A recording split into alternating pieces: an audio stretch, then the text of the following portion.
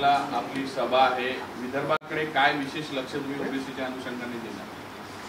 खरं तर विदर्भामधल्या सर्व ओबीसी बांधवांना आणि विशेष करून ओबीसी नेत्यांना माझी विनंती आहे, ओबीसीचं आरक्षण या मुख्यमंत्र्याच्या हातून मग हैदराबाद गॅजेटद्वारे असो, सातारा बॉम्बे गॅजेटद्वारे असो किंवा बोगस सर्टिफिकेटच्या आधारे कुणबीकरणाच्या माध्यमातून असो, ओबीसीचं आरक्षण संपवण्याचा घाट या महाराष्ट्रात या मुख्यमंत्र्यांनी घातलेला आहे। त्याला विरोध करा। त्याला जर तुम्ही विरोध नाही केला, तुम्ही पुढारी निश्चित व्हाल। विदर्भातल्या पुढाऱ्यांना माझी विनंती आहे, तुम्ही नेतृत्व निश्चित कराल, पण जो सामान्य ओबीसी आहे, जो बलुता आलुता आहे, जो सामाजिक न्यायाच्या प्रतीक्षेमध्ये आजही आहे, त्याला शिक्षण आणि नोकरीच्या एंट्री पॉईंटला ओबीसी आरक्षणाची गरज आहे। त्यामुळं ओबीसी आरक्षणाकडे फक्त निवडणुकीच्या दृष्टिकोनातून विदर्भातल्या नेत्यांनी पाहू नये, तर सामान्य ओबीसींच्या हितासाठी तुम्ही पुढे आलं पाहिजे आणि बोललं पाहिजे, सामाजिक न्यायाची भूमिका घेतली पाहिजे, असं मी विदर्भामधल्या नेत्यांना आव्हान करेन। आणि नेते जर नाही पुढे आले तर ओबीसी मधल्या जनतेनं आज चंद्रपूरला सभा आहे संध्याकाळी 5 वाजता प्रियदर्शनी हॉल चंद्रपूरमध्ये, आणि तिथं आम्ही आव्हान करणारच आहोत, आम्ही तिथं बोलणार आहोत। विदर्भसुद्धा ओबीसीच्या चळवळीमध्ये कुठंच मागे पडणार नाही, असं आव्हान, मागे पडू नका असं आव्हान मी विदर्भामधल्या जनतेला करणार आहे। हा जो राडा झाला त्यानंतर वेगवेगळ्या प्रतिक्रिया राज्यभरातून आल्या, आता यानंतरची तुमची काय भूमिका आहे? हे बघा, विवेकाचा आवाज, आणि मी तर ओबीसीचा आवाज बनण्याचा प्रयत्न करतोय। एक सामान्य कुटुंबामधला मुलगा आहे मी। फुले शाहू आंबेडकरांच्या समतेचं तत्व, संविधानाचं सामाजिक न्यायाचं तत्व आणि ओबीसीचं आरक्षण टिकलं पाहिजे ही भूमिका घेऊन ठामपणे जीवावर उदार होऊन या महाराष्ट्रामध्ये भूमिका मांडतोय। आणि नक्की हेच शल्य इथल्या जात दांडग्या लोकांना सहन होत नाही, म्हणून बदनाम करण्याच्या दृष्टिकोनातून माझ्यावरती जो काही प्रसंग घडला, जो जिवे मारण्याचा प्रयत्न, संभाजी भोसलेंचे कार्यकर्ते असोत, तो मते नावाचा जो कार्यकर्ता आहे, त्या कार्यकर्त्याचे फोटो आता माझ्याकडेही ते फोटो आहेत, रोहित पवारांबरोबर आहेत, बीडचे खासदार बजरंग सोनवणे यांच्याबरोबर आहेत। त्यामुळं माझ्यावर हल्ला होण्यापूर्वी मी जो आरोप करतोय की 5 वाजल्यापासून 8 वाजेपर्यंत त्या मते आणि अमित देशमाने यांनी कुणाकुणाला फोन लावले आणि कुणाकुणाच्या इशाऱ्यावरती त्यांनी माझ्यावरती हल्ला घडवून आणला, याचं या महाराष्ट्राच्या गृह खात्यानं याचा शोध घ्यावा आणि त्यांच्यावर उचित अशी कारवाई करावी असं मला वाटतं। तुमचा लढा ओबीसी आरक्षणाच्या संरक्षणासाठी आहे। आता निवडणूक आहे, निवडणुकीमध्ये काय भूमिका राहणार आहे तुमची? हे बघा, आज रोजीचं मी वास्तव बोलणारा कार्यकर्ता आहे आणि वर्तमानात जगणारा कार्यकर्ता आहे। आम्ही आज रोजी या महाराष्ट्रामध्ये 50 उमेदवार पाडण्याची आमची यादी तयार आहे आणि 50 उमेदवार निवडून आणण्याची जी यादी आम्ही तयार करणार आहोत, तो इथून पुढच्या कालावधीमध्ये आम्ही करू, कारण जनतेचा तसा फीडबॅक आहे।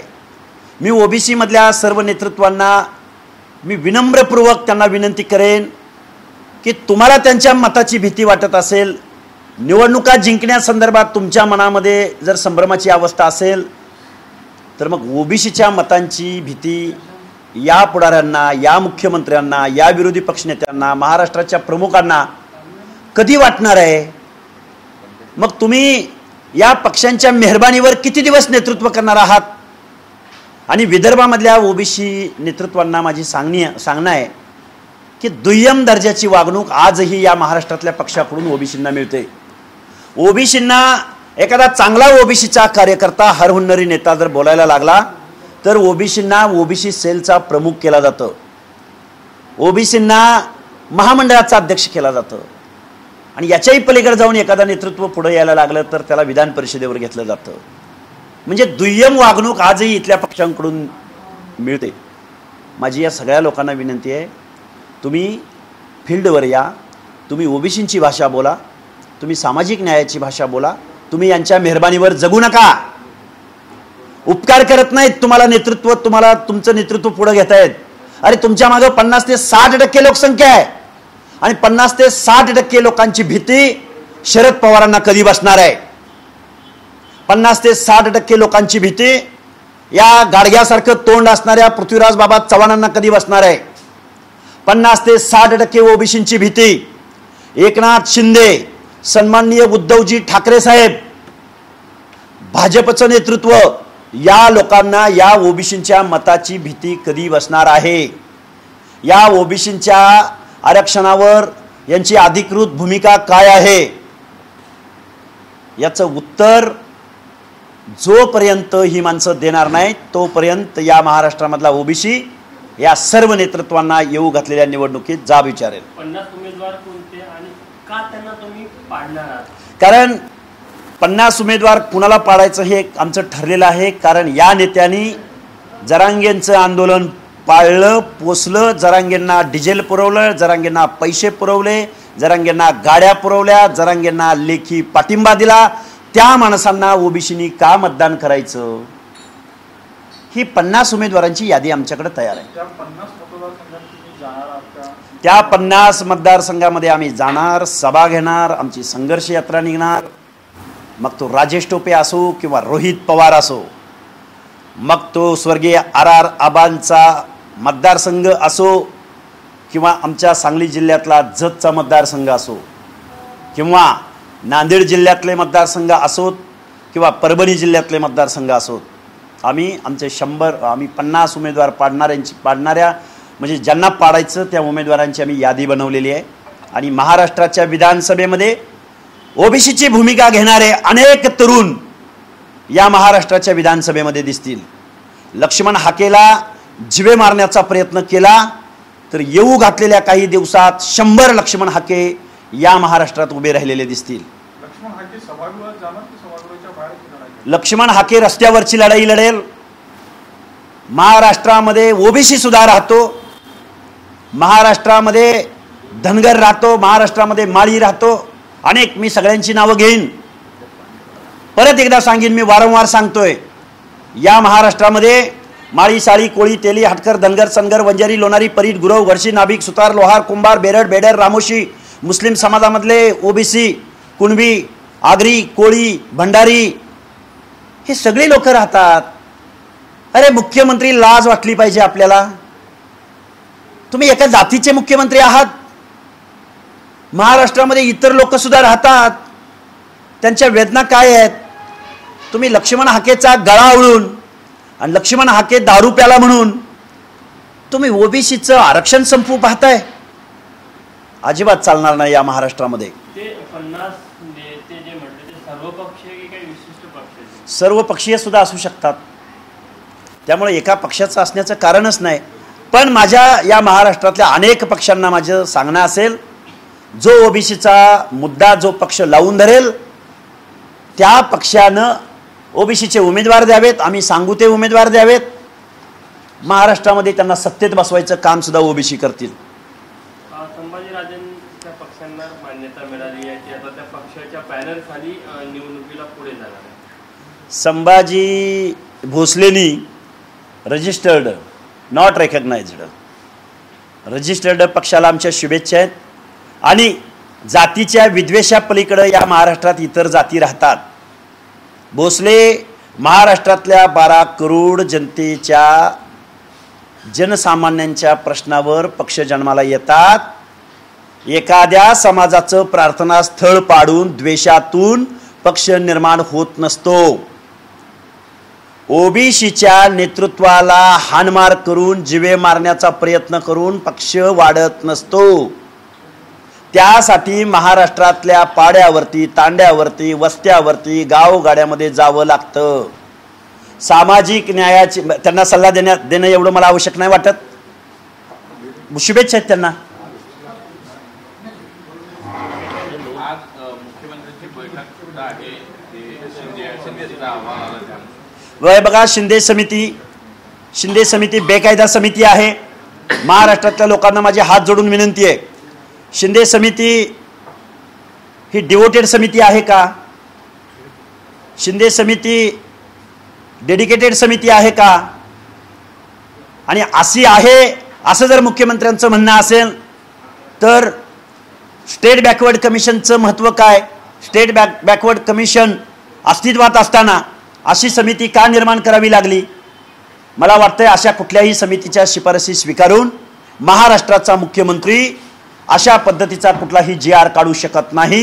हे मी तुम्हाला संविधानाची कायद्याची गोष्ट तुमच्या या सगळ्या महाराष्ट्रासमोर सांगत आहे आणि मुख्यमंत्र्यांना तसा कुठलाही अधिकार नाही। कुठेतरी कुणबी प्रमाणपत्र जे काही दिले जाणाऱ्या नवीन नोंदीनुसार त्यामध्ये अजूनही मराठी जरी काही सदन जरी असले तर काही गरीब वर्गही आहे, त्यांचं काय? हे बघा, महाराष्ट्रातल्या सगळ्या लोकांना माझी हात जोडून कळकळीची विनंती आहे, मराठा समाज मराठवाड्यामध्ये गरीब असू शकतो ना, पण गरिबी हटवण्यासाठी ओबीसीचं आरक्षण जबाबदार आहे किंवा ही वेळ आमच्यावर आली ती ओबीसी आरक्षणामुळे आली। हे जे काही जरांगे आणि संभाजी भोसले माझ्या मराठा तरुणांना सांगून माती भडकवतायत ना, हे घटनाविरोधी आहे।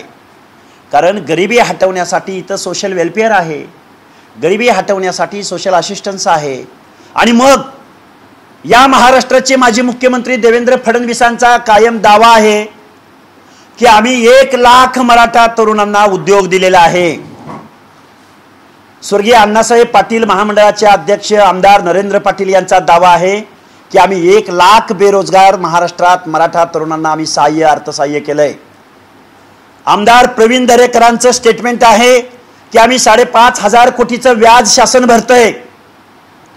मग माननीय फडणवीस साहेब, तुम्ही 1 लाख मराठा तरुणांना जो रोजगार उपलब्ध करून दिला, त्याच तरुणांची माती भडकवण्याचं काम शरद पवार, रोहित पवार, एकनाथराव शिंदे हे नेते याच मराठा तरुणांना माती भडकावून देवेंद्र फडणवीसांना टार्गेट करतायत।